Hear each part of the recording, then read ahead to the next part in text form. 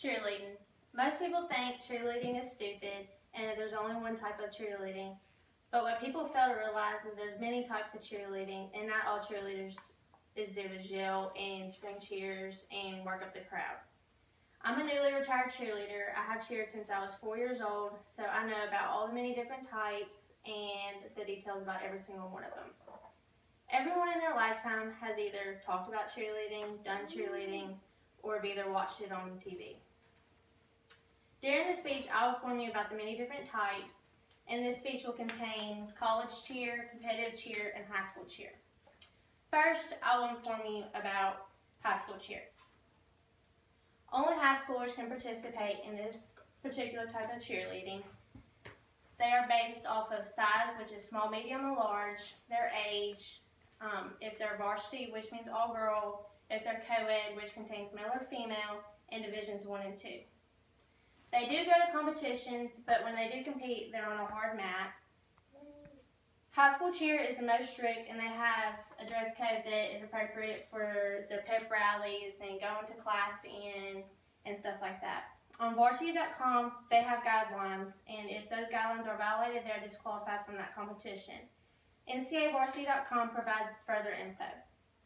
Next, we will discuss competitive cheer. Competitive cheer contains ages 6 through 18, and they are split up into levels, which is level 1, 2, 3, 4, and 5.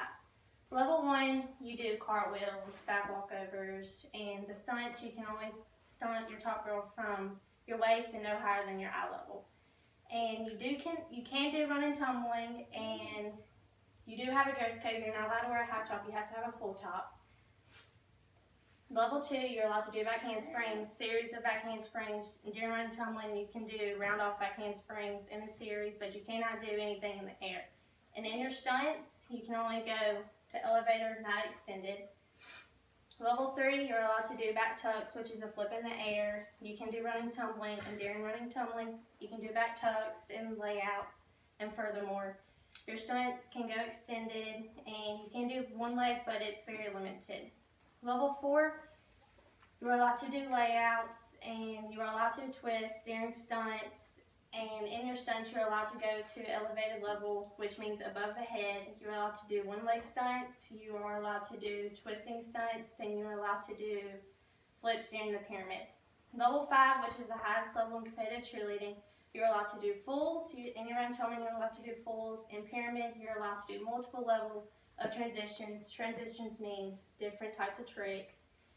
And in level 5, you can have half tops, and that also applies for level 3 and 4. When we compete on a spring floor, not a hard mat like high school cheer. On USASF, they have further guidelines on what we can do. Like our scoring grid is on that website also. And we are judged on our strength, our stunt difficulty, and our dress code, because if our bow flies out, we get points deducted. Next, I will talk about college cheer. College cheer is a step up from high school. They do cheer at games, but they also travel to competitions. And when they compete, they also compete on a hard floor just like high school cheer. In high school cheer, you're only allowed to do 2 different transitions during your stunts. In college cheer, you're allowed to do multiple transitions, which is different tricks in the air during your stunts. You are allowed to do fulls, you're allowed to do back tucks, you're allowed to do back handsprings. They are split up into divisions 1 and 2. You are allowed to have half tops, and those are only allowed to be worn at games, home games. When you're away games, you have to wear your full tops.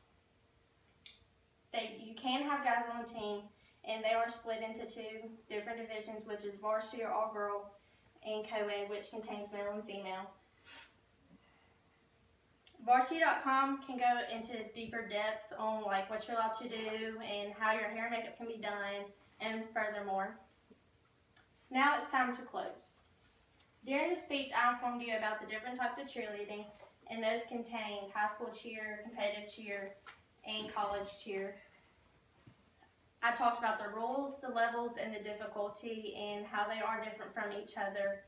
And if you are still unclear about anything I've talked about, you can visit cheerleading.about.com, and that will tell you everything you need to know about what I've talked about. I hope y'all all enjoyed hearing me talk about the different types of cheerleading, and I appreciate all of y'all being here. Thank you. Yay.